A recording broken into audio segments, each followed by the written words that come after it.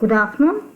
In today's session of Business Research Methods, we will learn about the topic Research Problem and Research Design. The subtopic being Research Design, Meaning, Need, Concepts. And very briefly, we will discuss about the elements of research design. According to Kothari, research design is the conceptual structure within which research is conducted. It constitutes the blueprint for the collection, measurement and analysis of data. As such, the design includes an outline of what the researcher will do. According to Zygmunt, research design is a master plan specifying the methods and procedure for collecting and analyzing the needed information. By these, we can understand that a research design is simply the framework or plan for a study. This plan is used to control, guide the research work. So we call it as a blueprint. Thus, a research design is a plan or a blueprint of the proposed research work. It is pre-estimated and it is only tentative. Changes can be done in the research design as and when needed. So, this research design or model indicates a plan of action that has to be carried out in connection with the proposed research work. Development of a research plan requires to know what data is to be collected in relation to the purpose of the study and the results that is aimed for. What research techniques and instruments are to be used. What type of sample are we going to select? What type of information are we going to get from this sample? How is this information going to be analyzed and interpreted? And in case we have to formulate a hypothesis, what are the ways to do it? So this is what you mean by a research design. So what type of data, whether it's going to be primary, whether it's going to be secondary, what type of sample, what type of hypotheses are we going to do, all this would be your research design. So basically it is a blueprint, it is a master plan, it is a plan of action for conducting the research. It is tentative and it is a pre-estimate. Next, we come to what is the need for research design. So research design basically, by providing the step-by-step procedure or the guidelines or the framework within which research has to be conducted, helps to control many things, especially things like what type of work has to be done, what type of information must be collected, how it must be collected, from where it must be collected. It also helps in the control of resources like time, effort, money. It avoids duplication of work and substitution. It also provides a proactive approach to effective research activity by giving systematic information regarding your future course of action and any alternatives. Like I said, it is tentative, so any changes will be incorporated as the work flows. It is a scientific approach and thereby it gives precise scientific logical guidelines and you can have reliable results. Again, you need research design because you can have a pre-planned foundation based on which you can control all your research activities. It also helps in formulating useful theories and conclusions. So from the above discussion, we can conclude that research design or the methodology of research is very important. It is predetermined framework or guidelines. It controls and directs research activity and thereby gives reliable solutions and theories. Some of the elements of research design based on the activity is, the first element is the title of the study. So in the title of the study, the area, the topic, the specific reason, the purpose should all be given. The second is your introduction, a statement of the problem, stating in very simple, very clear statements what the research is about. Review of previous studies. So here you are comparing and contrasting. So it is a critical study of previous study, and you are also interrelating and finding out what type of cumulative theory you can come up with. You mention the scope of the study, that is the extent of the study in terms of time, area, finance, and the availability of respondents. So all these are scope of the study. Next, and very important, you have the objectives of the study. Objectives is basically the basic purpose for which the research is going to be conducted. Next, you are having a hypothesis. So a hypothesis is a proposition, a presumption or principle which is assumed, and with a belief that it might draw logical conclusions. You test a hypothesis based on the information you have collected and analyzed, and you either prove it wrong or you confirm it to be right. Next, you are going to give operational definitions of the concepts, the reference period, and the methodology of how you are going to work on your information. Also, other elements would be the sampling techniques, the sample size, what type of collection you are going to, of data you are going to do, and how are you going to analyze the data, what are the statistical techniques you are going to use. And finally, you are going to prepare your report. So, this is the blueprint or the framework or the step-by-step procedure which is there in a research design. Now we are coming to the features of research design. Research design is a plan. So it is predetermined, indicating the sources and types of information that is necessary and relevant to the conduct of the study. It also optimizes reliability of data collected and analyzed. Research designs help formulate concepts. A concept is a theory that can be put into practice, and most concepts are after testing a hypothesis on it, and they also help to frame and test hypotheses. Research designs help give maximum information and study all dimensions of a problem. So, since all research is solution oriented, with the purpose and end result required, keeping these two in mind, you are going to find out what are the dimensions that has to be studied, and thereby what type of information must be collected, what method must be used to analyze it and arrive at your solution.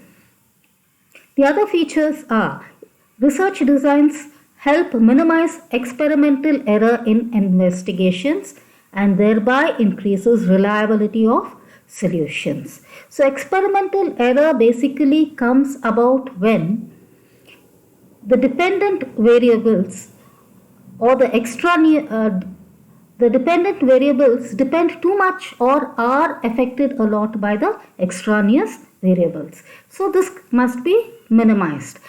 Research design focuses on the purpose, objective and nature of the problem to be studied.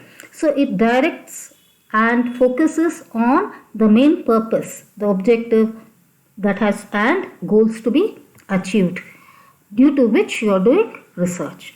So research design is a statement of the method of data collection, the methodology of analyzing and interpreting the data, that is what statistical techniques you need, to arrive at the required information and solutions.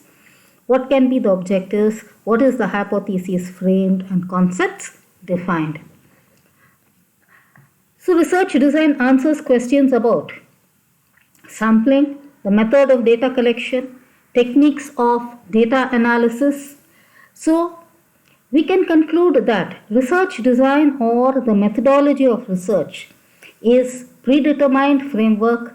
It controls and directs research activity in giving reliable solutions and theory. Now, what are the important concepts of research design? So, one, we are having variables, independent and dependent variable. So, a variable is any attribute which can be quantified. It can be both a quantitative and a qualitative variable. So, an independent variable is a variable whose effect upon the dependent variable is studied, manipulated, and you try to understand it. So this is a independent variable. So you manipulate your independent variable and measure the changes of this change in independent variable on the dependent variable and try to come to your conclusions. Dependent variable is that variable which changes at different stages because of changes in the independent variable. Third, we are having something known as the extraneous variable. So, extraneous variable is an independent variable not related to the purpose of the study, but it affects the dependent variable. So, in all experimental researches, we must bring about very minimum error, experimental error. This experimental error comes about when any independent variable not related to the purpose of the study but affects the dependent variable, which is called as an extraneous variable. The effect of extraneous variable on the dependent variable is called as experimental error, which should be avoided. Next, we have something known as control. So, control is the designing of study to minimize the effect of the extraneous variable. So, how well you control, that much you can avoid your experimental error. Next, we are coming to confounded relationship. When the dependent variable is not free from the influence of extraneous variable, the relationship between the dependent variable and the independent variable is a confounded relation. Next, we are having something known as the research hypothesis. A hypothesis is a proposition. It is a tentative assumption. It is a predictive statement that relates an independent variable to a dependent variable. Now, by hypothesis testing, we mean to prove whether the hypothesis is wrong or we have to confirm whether it is right. Next, we are having experimental and non-experimental hypothesis testing research.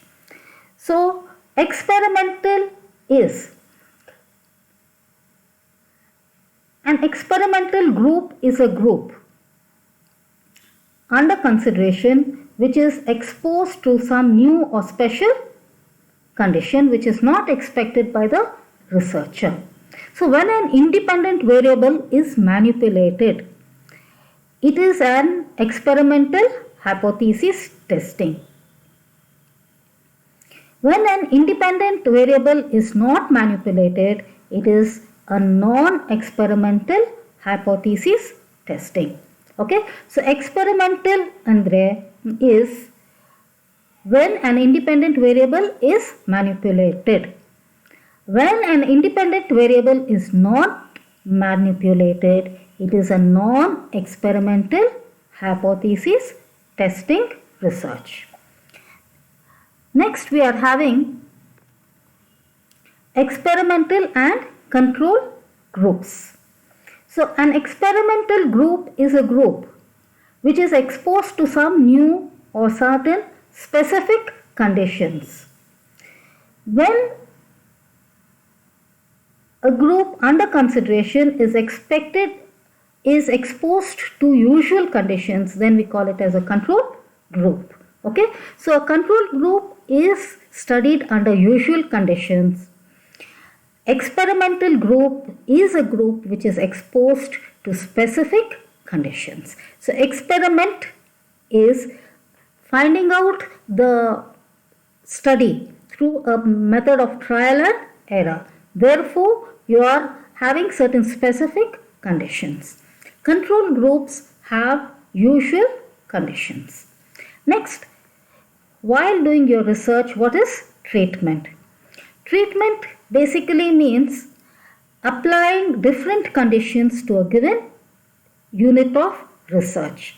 It can be done single, or you can have many groups and you can compare the results. So this is known as treatments.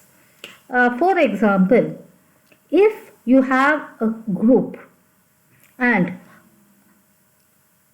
if you are going to give them usual study classes and you have another group where you have half of the second group having usual classes and the other half having specific classes, you are going to find out, compare in the second group between A and B, what is the result.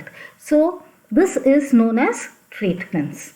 Treatments can be anything. For example, in agriculture, you can study the treatment of fertilizers on different groups. So this is treatments. Next, we are having something known as experiment.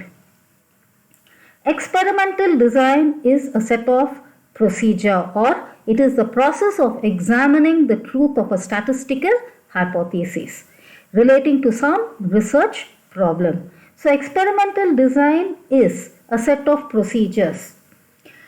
It tells you what are the test units, how you are going to divide the test units into samples, what are the independent variables, how are they going to be treated or manipulated, what are the dependent variables, how are they going to be measured, and what are the extraneous variables and how are they going to be controlled. So this is an experimental design. Next, last, you are having test units or experimental units. This is a predetermined unit of study. They might be an individual, it can be a single organization or a group of organizations or any entity whose response is studied, okay, after giving treatment. So these are the important concepts of research design. Thank you.